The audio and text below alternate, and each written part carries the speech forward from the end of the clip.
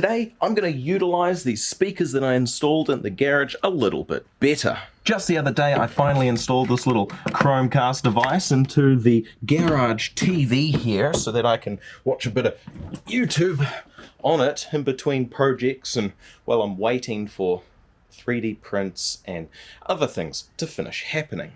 But the amp for these speakers is all the way over here and the TV is right down over there, which means I could run a long headphone jack cable all the way over there and plug it into the headphone jack of the TV. But that means that whenever I play a video on the TV, all the sound is going to happen at basically the other end of the garage, and it's going to be a lot louder with a sub, and that's just not super practical, especially if I'm out here late at night working on a small project that has nothing to do with the video that I'm doing at all.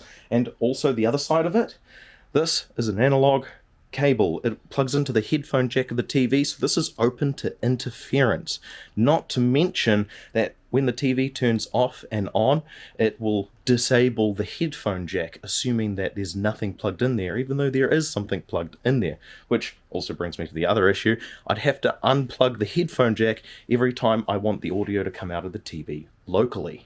That's where this digital converter comes in, where I can use either I think it's the SPDIF fiber connection that comes out of the TV, or the coaxial connection that is just an RCA cable that comes out of the TV. It's basically a digital audio connection. And the advantage of using this basically digital connection is that I'm still able to have the audio come out of the TV locally right here just by turning the volume up and down, as well as a clean signal able to traverse the mountain ranges of the garage all the way over to the little amp by the speakers, giving a clean and clear signal and avoiding any pops or crackles from things turning off and on, which is another issue of using the headphone jack from the TV. Just looking at the total run, I'm assuming that it's going to be about 8.2 meters, and I'm hoping that I've got an SDI cable in here that will be about that length. Now, I do have a fair number of network cables in this box, but at the bottom it is mostly SDI. Here's a promising looking SDI cable. Hopefully this is maybe a 10 meter. Alright, so it looks like this is actually about a 20 meter cable. I heavily underestimated it, so I might just quickly check out another cable which could be a closer length. I'd rather not have lots of cable coiled up sitting somewhere. I'd rather find something an appropriate length for the job. Good news! This cable is 8.5 meters long, so it's much more appropriately length than probably any of the other cables that I was considering. Up next, I'm going to need to find a little BNC to RCA connector in order to make this cable a little more useful. 1, 2. Fantastic.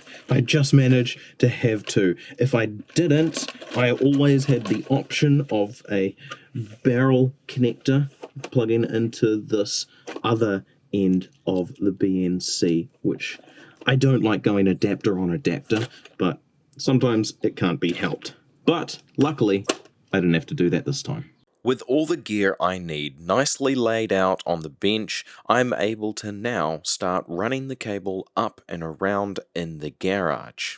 Now that the cable is run, I can reach back here and plug it into the coax port. It's a little bit tight, but there we go. Sitting in there quite happily. I might use this little bit of twist tie that was left over from something to help secure it in place. And now over here on the amp side, I'm able to put in this little converter. Now I'm going to take up a plug socket here just for the USB power, but I would say at some point in the future I will work on a little workaround so that I don't have to take up a whole plug just to power this little this little USB powered audio converter.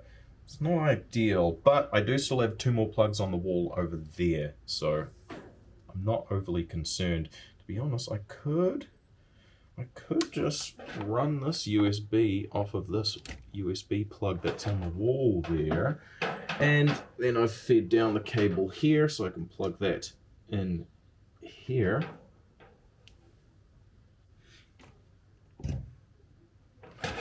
Yeah, sorry, that's one of those cheap USBs that sound horrible. They make that whiny, screechy noise that old people can't really hear anymore.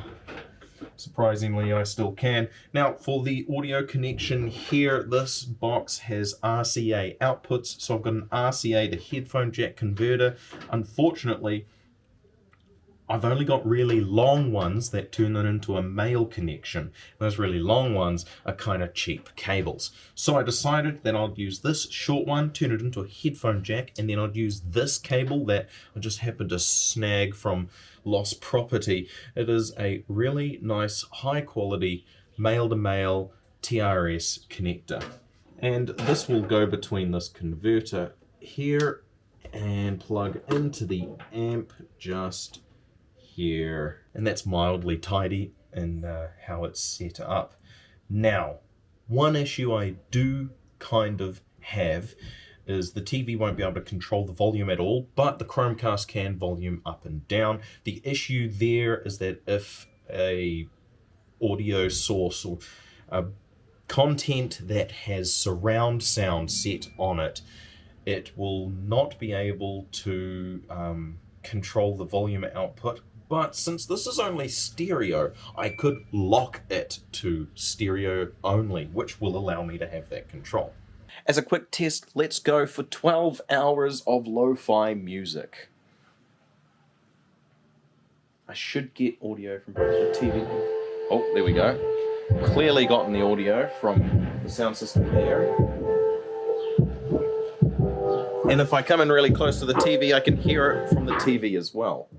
So we know the sound system here is working. Let's just turn that off for now. And I can already hear that the TV has audio coming out of it as well. So there we go. Mission accomplished. TV has audio whenever and if ever I want, as well as that audio being sent to the sound system here in the garage with a pretty clean sound, if you don't mind me saying. And that's of course done with a cable that is nicely hidden up and around, running a mildly digital signal. Mail time. As usual, I've completely forgotten what I've ordered, so it is a mystery bag to me containing a USB-C cable. That's right, I got this one in a previous package and I liked it so much, I thought I'd get another. A taser circuit, again, as mentioned, previous package. Liked it so much, I got another. Though to be honest, it's actually, the other one's never been touched and still sitting in a bag, but it was $1. Oh, a pair of socks. I wanted to see if I could, if they sold decent socks, because I need to buy some more socks. So I got some socks. A really short USB-C cable, super useful for portable hard drives and other small things like that. A longer USB-C cable, super useful for longer USB-C cable use situations. And a package, of course. It wouldn't be an AliExpress package if you didn't have a package in a package, and that package in a package contains something that's been packaged, another power brick, so that I can dot these around the house and never have to move them around ever again. Package number 2. Package in a package with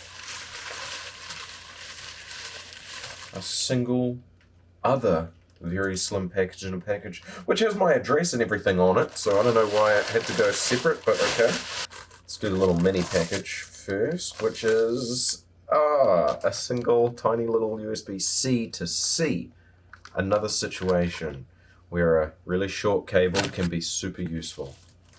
In the other package we have got This little baby carrier, which basically puts them on your hip. It goes over your shoulder like a sling, and it lets you...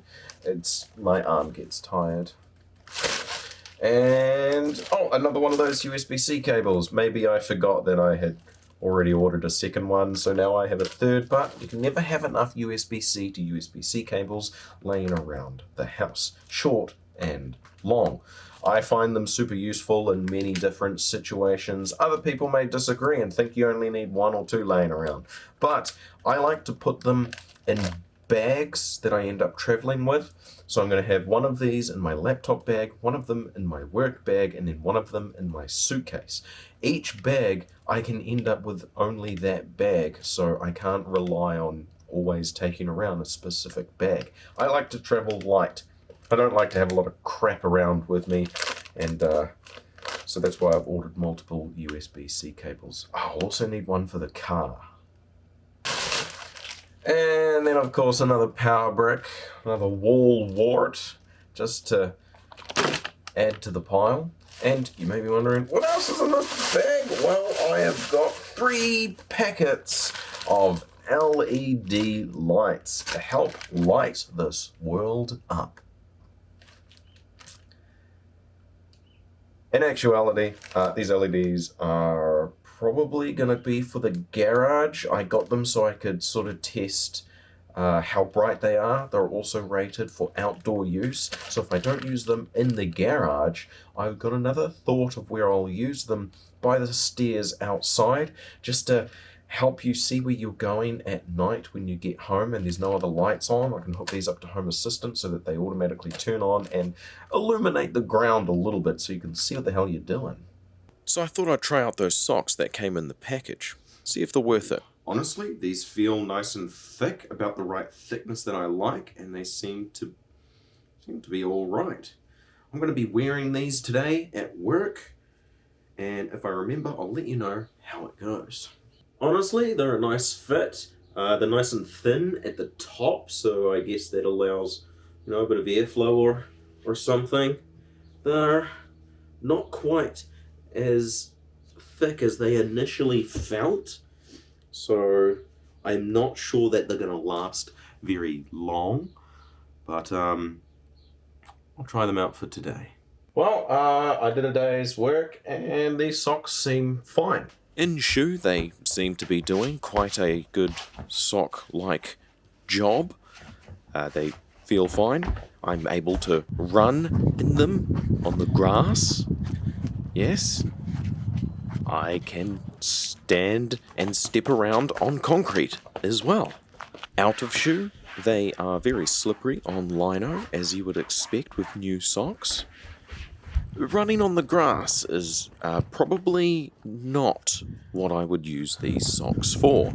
They don't have a lot of grip, and wet socks is never a fun thing. On concrete, again, this is shoe territory, so there's no real reason to be doing this test.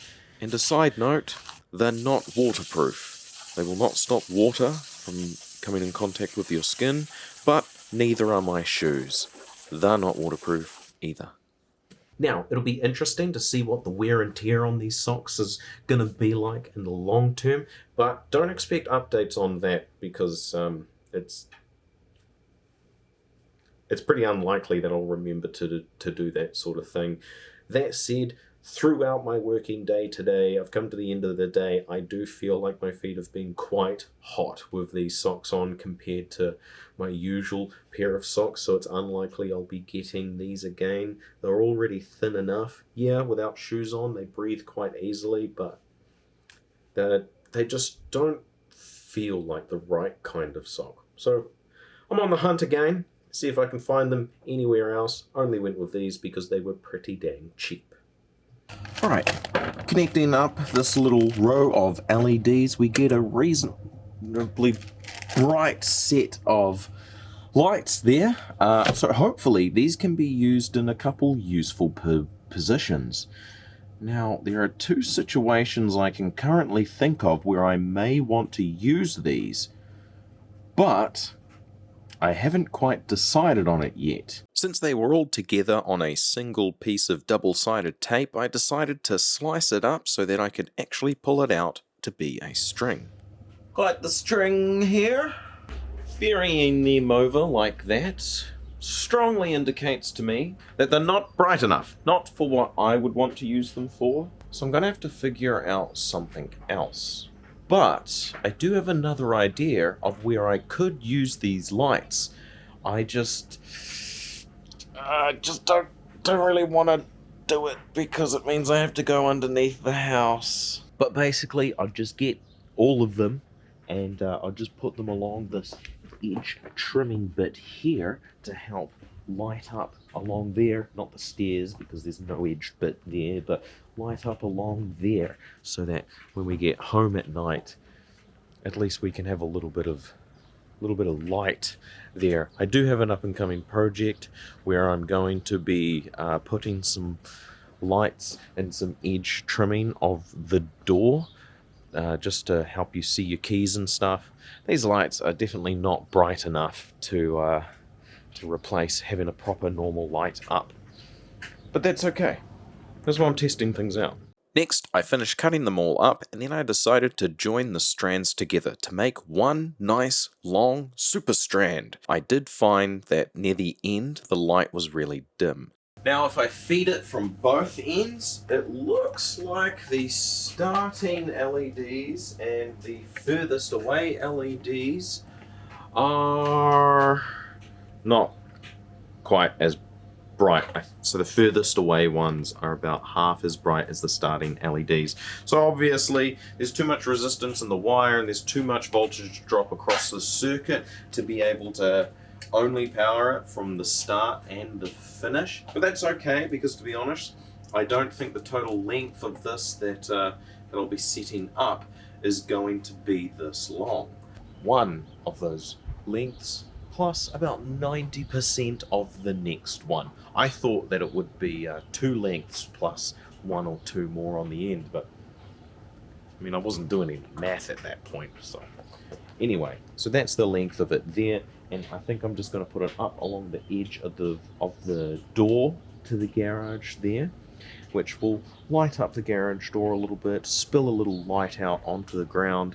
Now, I'll see what it's like. If it's looking really good, then I guess I'll leave it up. But if it looks crap, then I will let it fall down on its own. It's probably going to fall down on its own. It's got that cheap, crappy, double-sided tape stuff on there. So that's probably going to be a solution I'm going to have to figure out in the future. Maybe I'll get a strip of wood that goes the whole length, and then I can put those on that bit of wood.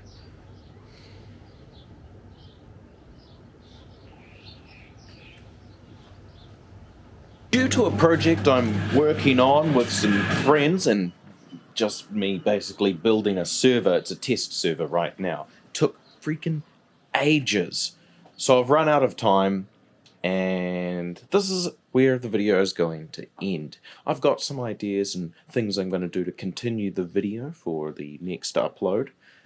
But for now, exactly what I'm going to do with these LEDs is undecided. I'm not 100% confident that I want to put them along the top of the garage door because that double-sided tape on them sucks.